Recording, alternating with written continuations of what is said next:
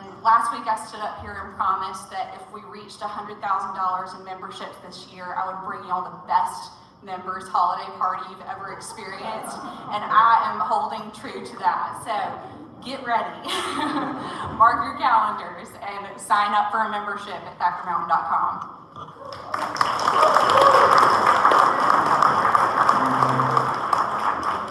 Thank you, Lucy. All right, enough of that grown-up stuff. All I heard was federal government, state legislature, and party. So it ended on a high note. Yeah, exactly. All right, y'all. Thank y'all for being here. Man, this is going to be a good one. This novel that Susan wrote. Ooh, man, The Curious Calling of Leonard Bush. I sat down to read it, and you judge a book by its cover, and I'm thinking whatever I was thinking. Boy, about 50 pages in, I thought, oh no, this is really good. And it is really good, and it almost got me having the feels. Nobody wants to see that, ladies and gentlemen. All right, y'all ready to get on the radio? Let's do it. What a beautiful day here in Oxford, Mississippi. Let's go. 5, 4, 3, 2, 1.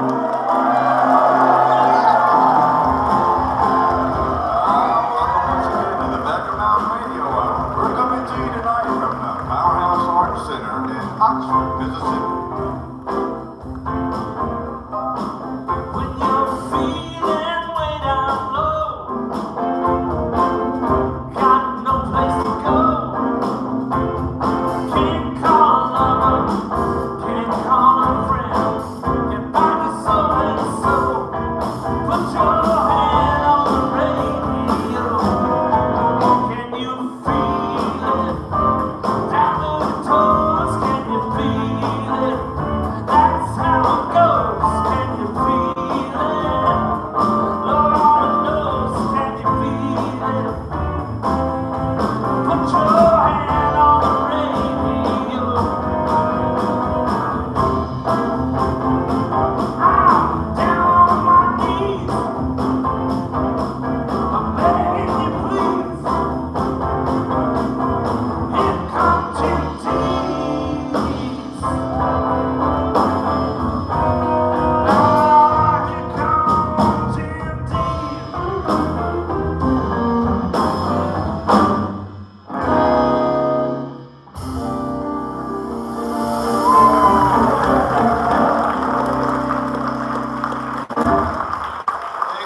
Thank you. Welcome to the Thacker Mountain Radio Hour. As I mentioned, we're at the Powerhouse Arts Center right here in downtown Oxford, Mississippi.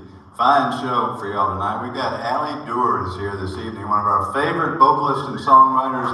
Yeah, she is so great. From Jackson, Mississippi, she is here joining us. Also musically, we've got, get ready y'all, Secret Monkey Weekend.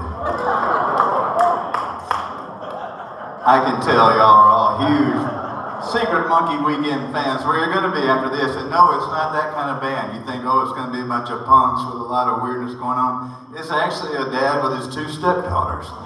They're wonderful. Now, how they came up with the name, we'll have to ask about that. And also, our author today, as I mentioned, Susan Gregg Gilmore is here with her book, The Curious Calling of Leonard Bush. Quite a novel, quite a story. Her buddy Belinda Smith, a fine songwriter, is here, who's also going to play a song based on the novel, so that'll be cool. But we've got this house band up here. We love them, y'all. Y'all please bring them to the stage. It is the best live radio band in the land, the Bushwhackers.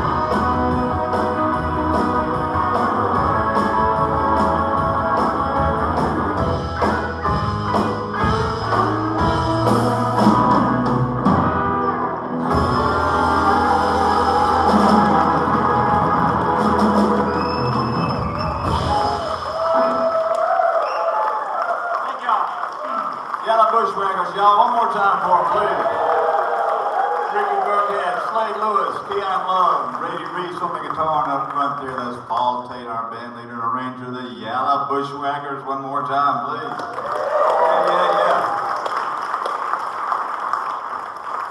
All righty, Allie Durr, thank you so much for being here from Jackson, Mississippi. A fine songwriter, fine vocalist. Some of the releases include What You Living For and the song Keep Fighting. I love that one. Keep Fighting, I believe, is included on the soundtrack of the film I'm From You. And you will hear in Allie's voice and presentation all of the influences, including jazz, gospel, R&B, and soul, as you might imagine. We love her. We love having her on the show. Y'all love her too. Please bring her to the stage. Allie Durr, y'all.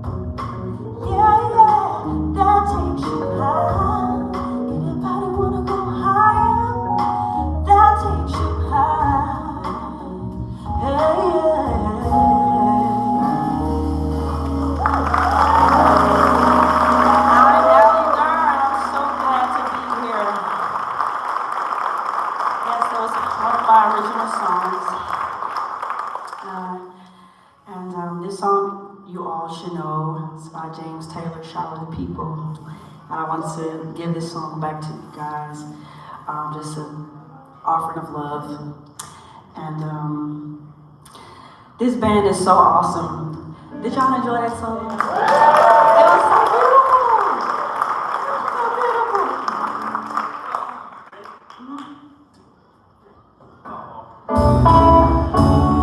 You can play the game, you can act out the part, even though it wasn't written for you.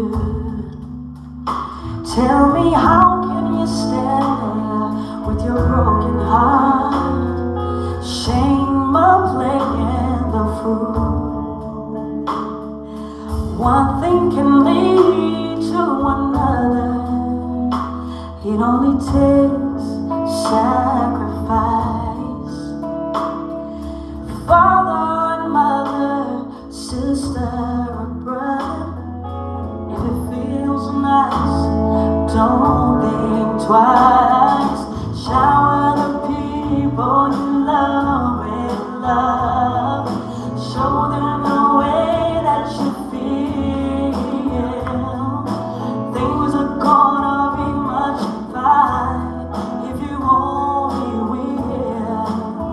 Oh, do as I say. Shower the people you love with love. Show them the way that you feel. Things are gonna be much better if you only will.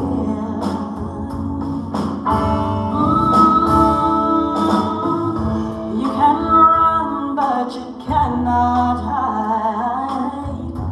This is why we know what you plan to do with your foolish pride when you're all by yourself alone. When you tell somebody the way that you feel, you're beginning to feel at ease. I think that it's true when they say about your squeaky wheel, always getting at ease. So shower the people you love with love. Show them the way that you feel. Things are gonna be much fine if you only will. Oh,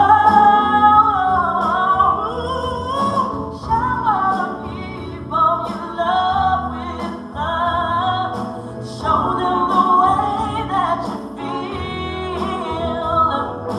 Things are gonna be much better if you only will.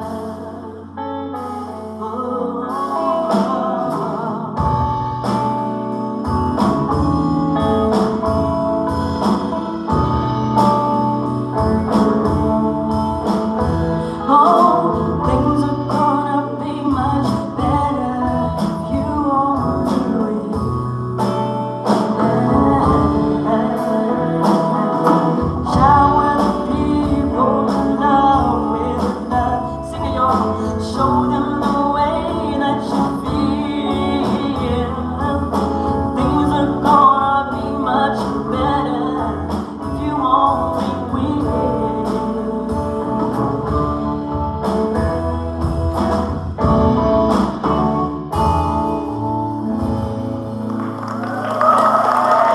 I don't know, I got a little bit emotional.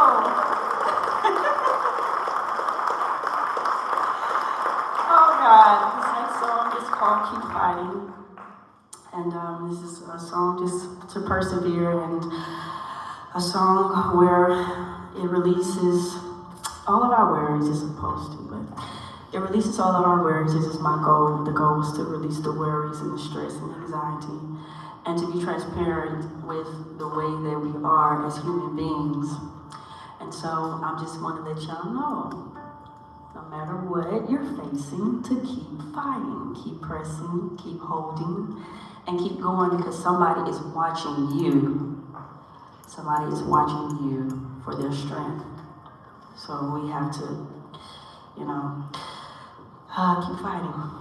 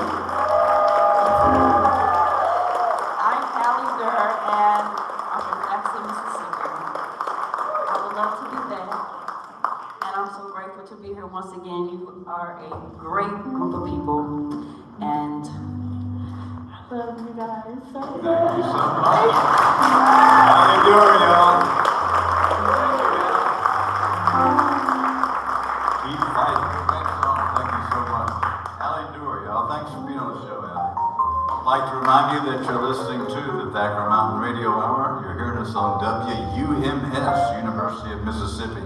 Also WYXR, Community Radio in Memphis, Tennessee. WUTC, Community Radio in Chattanooga, Tennessee. Thank you, Chattanooga. That's right, that's where our author is from today. Yes, Chattanooga, absolutely.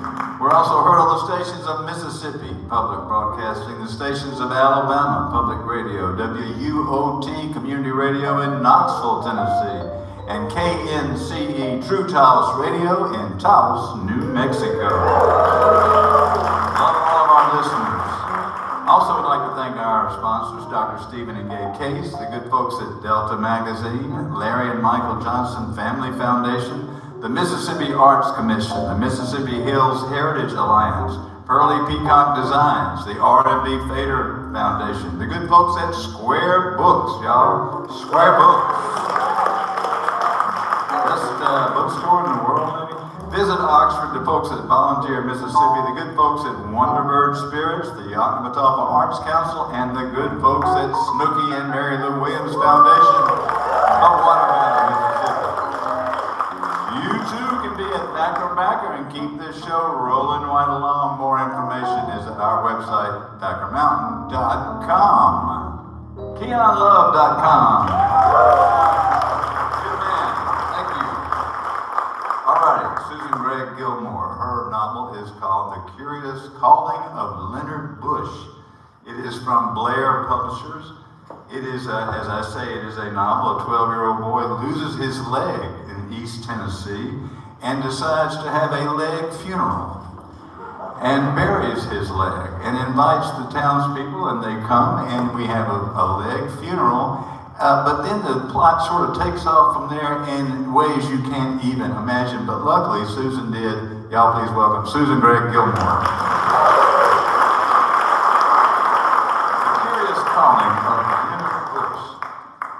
So this 12-year-old lad suffers somewhat of a freak accident with his foot, gets infected, and in your novel, he has to have his leg amputated. Right. And the repercussions, how his mother responds, how his dad responds, how his friends respond, makes up this novel. And it is really, really wonderful. And I thought, man, you may be the greatest writer ever. And then I found out where you got the idea from. So now you're only the second greatest writer ever. There really was a Leonard Bush.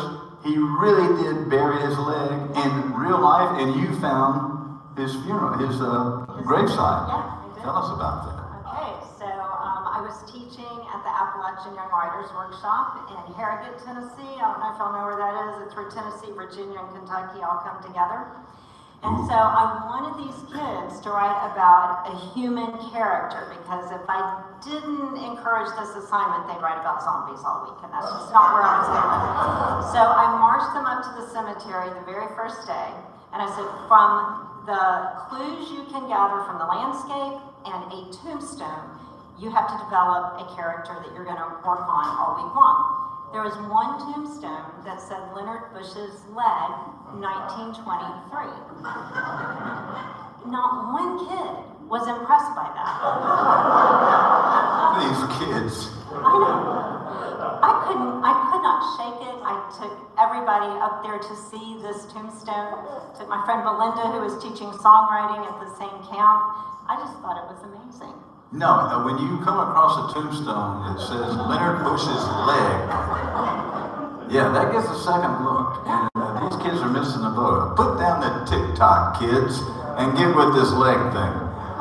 So you did research, also interviewing psychologists and people that work with prosthetics about the physical and the emotional repercussions of a Right, not only for the child, but for the entire family.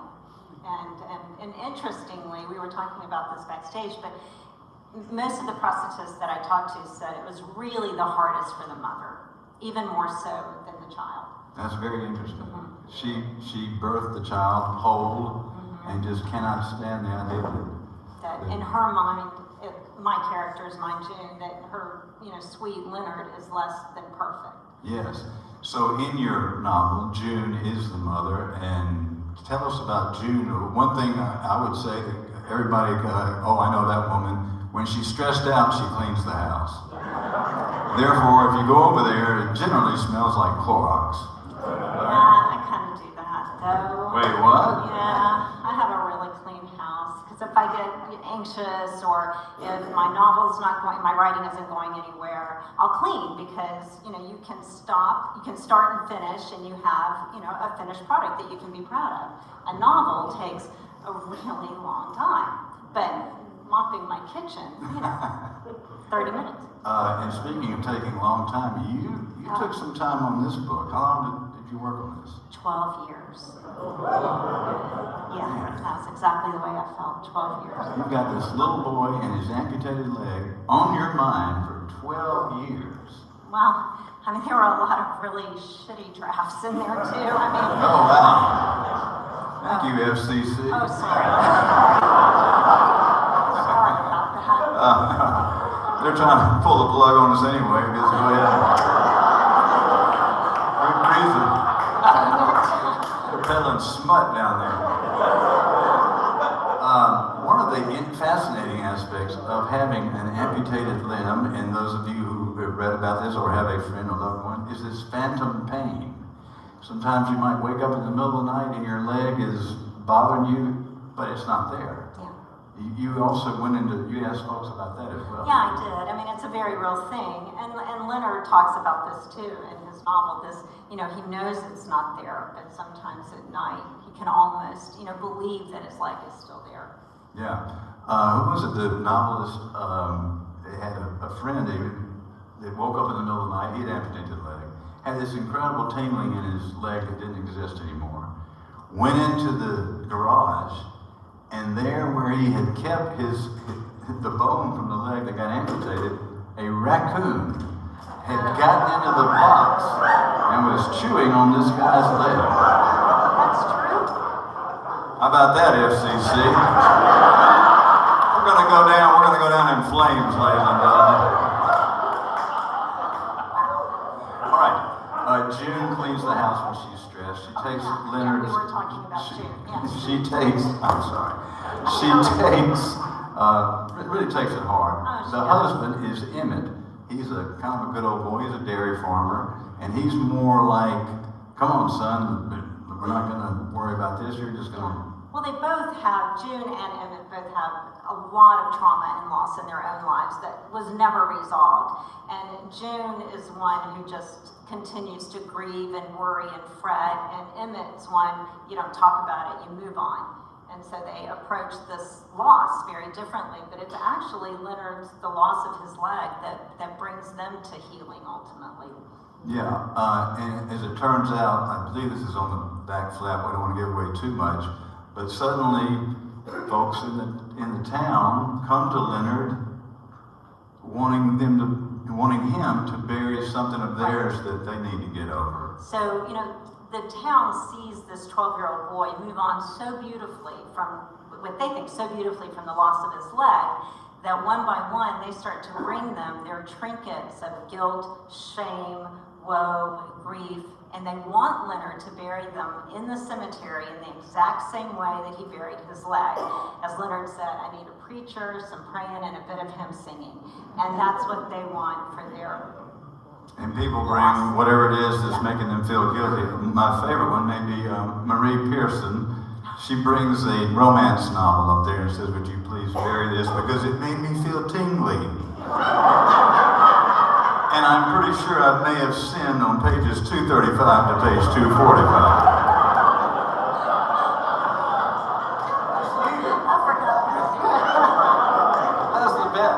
And then there's a guy at the feed store who brings a hotel key. He was cheating on his wife. And then he comes a second time with another key. And a third time. Come on, man, you can't keep bringing these keys. Yeah, even Leonard was like, no. Yeah, twice maybe. Yeah. Come on. We've just scratched the surface of what this story is all about. It is a story of family, obviously, but also of forgiveness. And maybe admitting you were wrong and forgiving people. Ooh, those are the two tough ones. Yeah. Admitting you were wrong and forgiving people. Yeah. So, boy, if you read this book, you will be in the mood to do both of those things. And if you can, you clean. That's right. There's always a baseboard that's got some funk in it that you got to get in there and get. All right, we want to hear the song. We want to hear some more about this book. Thank you so much for writing it. It is a beautiful, beautiful book. I encourage everybody. It'll put you in a good mood, and it's all in East Tennessee, so it's sort of a milieu we all know something about. The Curious Calling of Leonard Bush, y'all. Just a beautiful book. Again, we're going to hear a song from Belinda Smith, but y'all again welcome Susan Gregg Gilmore.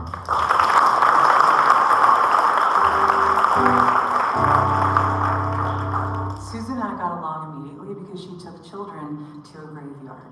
which actually, Belinda, they called it a death march, which was an obvious pun, but for them to have to walk even a half a mile, they felt was... I knew we were going to be friends when you took them to the graveyard, so... I'm going to go straight out of the gate with this one, but real quickly. I'm sorry, at your cemetery is down the road and up the hill, and I think it was a walking path, but I thought it was a driving path, and so when you try to back out, it's really, really difficult, so I'd like to apologize to any of the pedestrians that were very upset with me.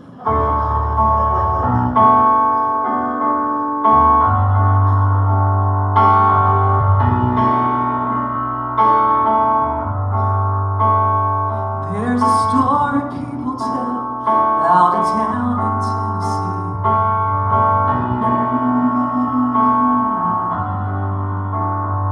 About a boy named Leonard Bush who cut his leg in Sugar Creek. Mama told him not to go. Daddy said that he'd be fine. But some things you don't know till you cross the fishing line. The dirt still flows through the hourglass of time. It's half full, half empty. You get to decide. That burden you've been carrying won't let you move ahead. You can leave it on the mountain. Leonard Bush's land. Do that one more time, because I want you to pay attention to the perspective. No matter what happens, it's about how you make it feel. The dirt still falls through the hourglass of life. It's half full, half empty. You get to decide.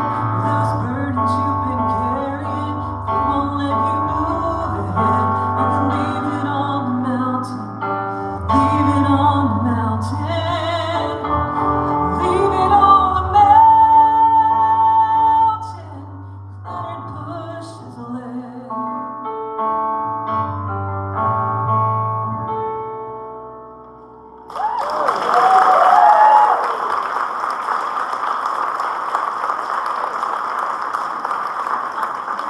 Interestingly, Leonard Bush's body is buried on the other side of the highway. I've learned since then. Yeah. Yes. Yeah. So, in fact, several members of his family reached out to me after they heard that this novel was coming out, which I made very clear is nothing about their Leonard, but that's how I learned they actually had a lot of similarities, that they both lost their leg at 12, they both cut their foot, one on barbed wire, one on glass, And aren't you, like, kind of related to him if you go back? Didn't you tell me that? I think it's possible.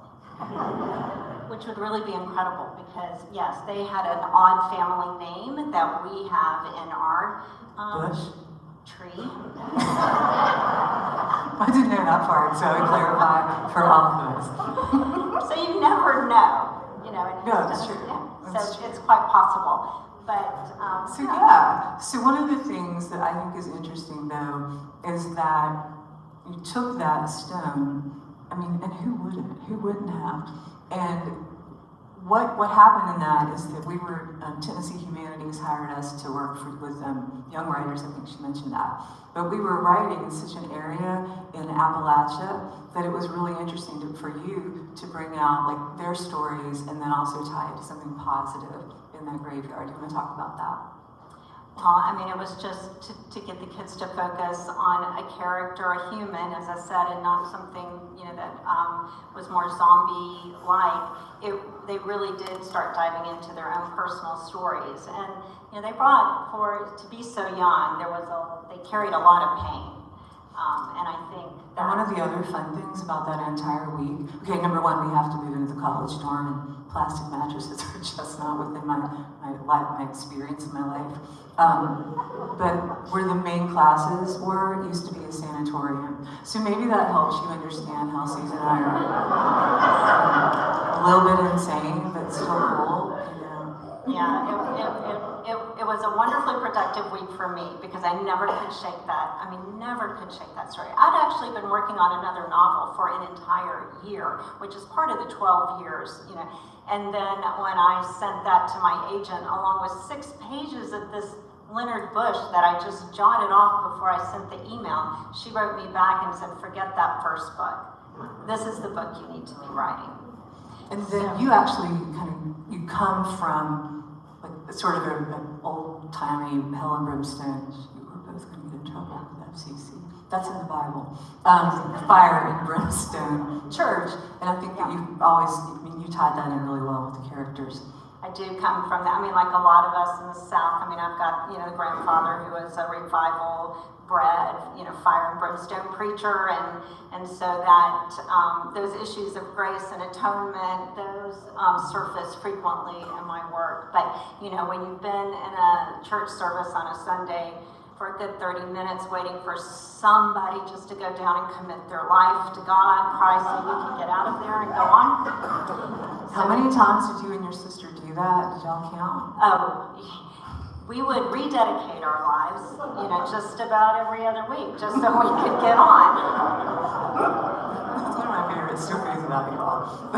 It's nothing like a good altar call. So I was saying. But out of that, came my friendship with Belinda and the curious calling of Leonard Bush. So thank you.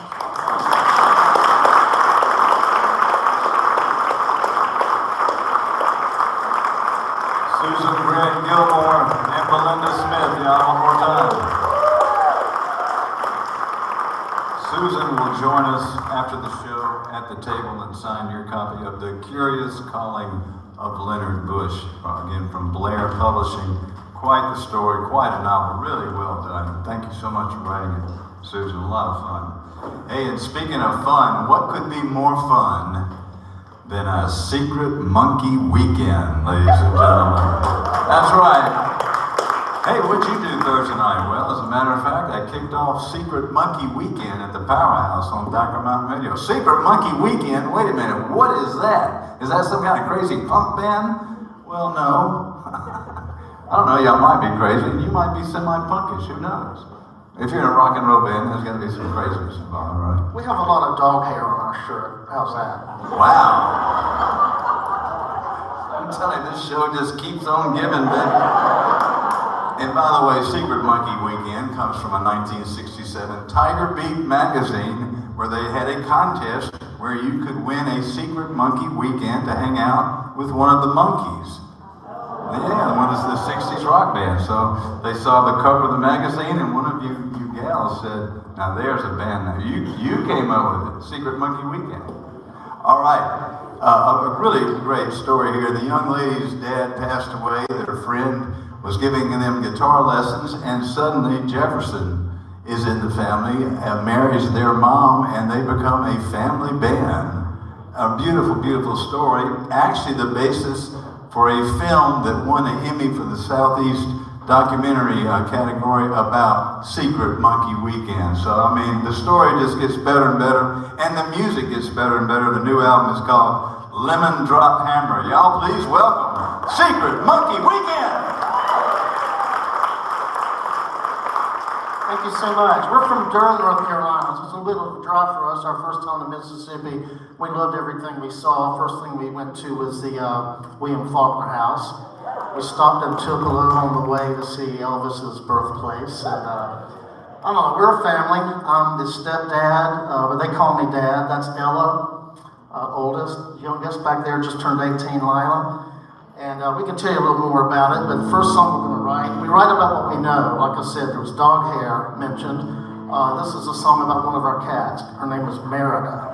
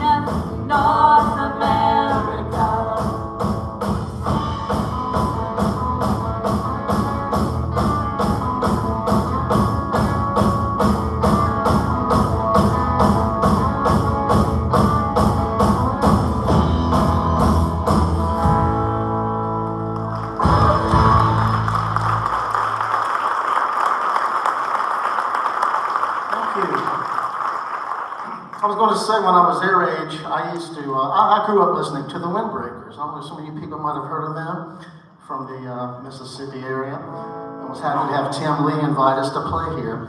This song is one, we write our own songs. These next two songs are co-written by Ella and myself. Sometimes she'll send me lyrics and I help with the music. Sometimes we just collaborate. But this one is one that Ella wrote. She was feeling kind of down. Her grandmother had passed not long before, and she had this birthday party, no, it was a graduation party, and everybody just lifted her up. So she went from despair into feeling so much joy, and that's what this song is about, so much joy.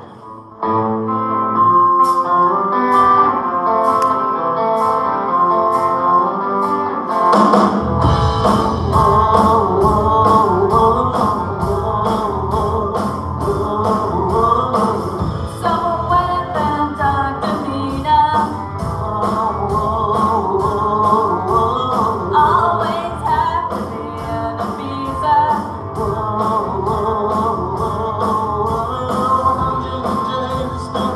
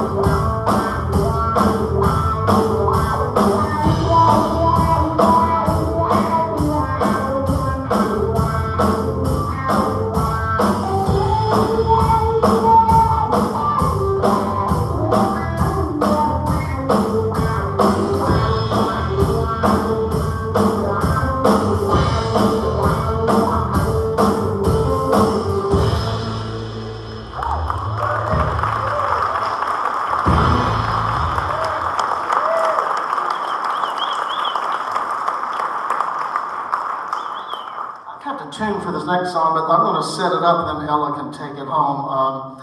Basically, their dad was a musician that I played in bands with, and he died young at age 42, sudden heart attack. Community, chipped in and helped the family out, made them feel loved, appreciated, kind of helped them along for a little while. At some point, Ella needed guitar lessons, so her mom pointed her to me, maybe the next year. And of course, when their papa died, she was 9, Lila was 4. So Ella will pick up the story from here. Yeah, so after that, Jeff really started to become a very important figure in our lives, and eventually he fell in love with our mom, and we became a happy family. They married in 2015, but, we were having a good time. And then one day, Jeff said, hey, I know you're not into guitar anymore, but do you want to still try music? And I said, I want to try bass. So we did, and we played together.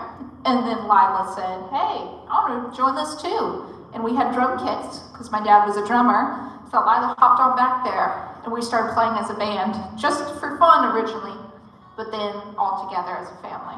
So this song, Things You Threw Away, is about if you've ever lost somebody and you have to go through their things after they die. It could be an emotional experience. In my case, I cleaned out my dad's shed that had been untouched for many years. And, there was some really good stuff in there that I decided to keep. But there was also a lot of garbage in there. And I thought, even though this is garbage, it was his garbage. I want to keep his garbage. So I started writing lyrics, and Jeff helped me finish the song. And by the way, there's a documentary about our band. It's on PBS. You just do a Google search for Secret Monkey Weekend and PBS, and it will come up. It's about 15 minutes. And it's called Secret Monkey Weekend, but it tells our story. Pretty much laid it out with music, narration, and the story. And it won an Emmy, as the host mentioned earlier. But this is the song called Things You Threw Away that Ella brought to me and helped her finish. When I'm unraveling the past, to see that a lifetime would have never been enough. We had only a fraction of that, but your things help me to paint a picture. Things you threw away, Things you threw away, keep them on. to me it's new. Threw away. Really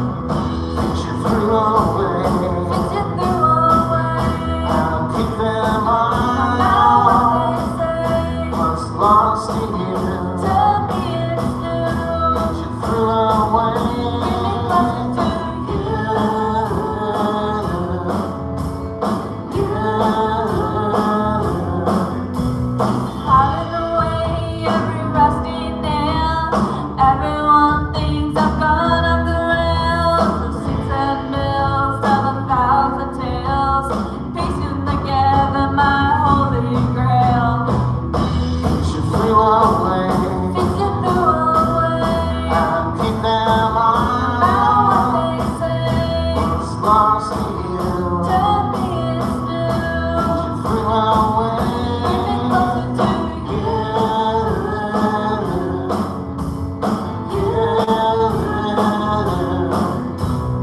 When I'm traveling in the past to see that a lifetime would have never been enough. We had only a fraction of that, but your face shall leave the pain and the shock. Threw away.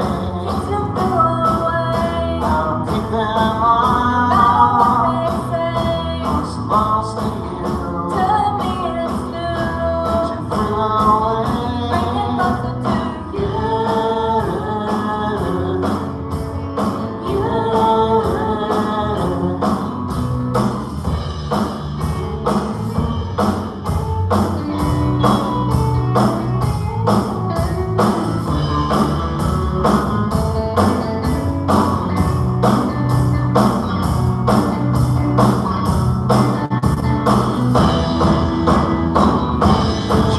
Things you threw away. Keep them No all. matter what they say, What's lost in you. to me it's new. Threw away. Bring me closer to you. Threw away. Things you threw away. Keep them No matter all. what they say, What's lost in you. to me it's new. Threw away. Bring me closer to you.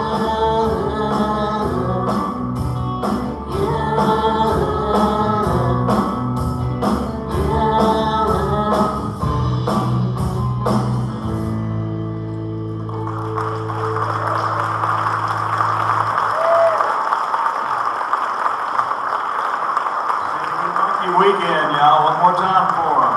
Secret Monkey Weekend. Great tunes. And a great story, man. That is so beautiful.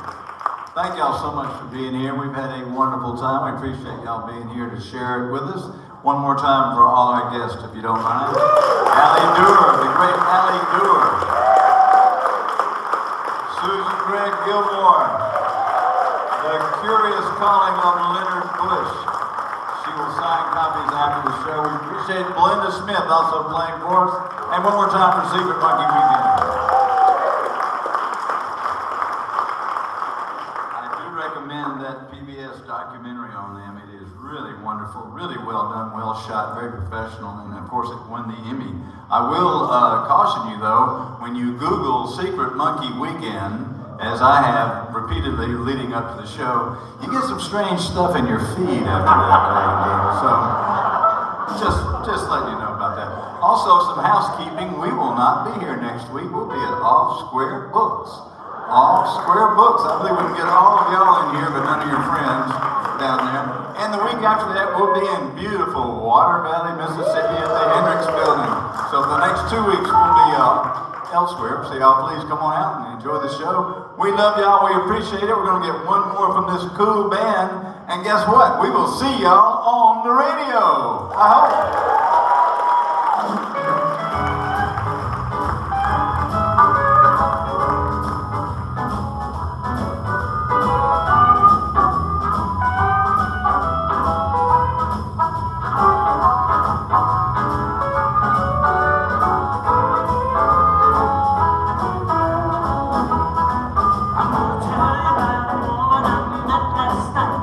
She got a wooden leg, she's really alright. She's a real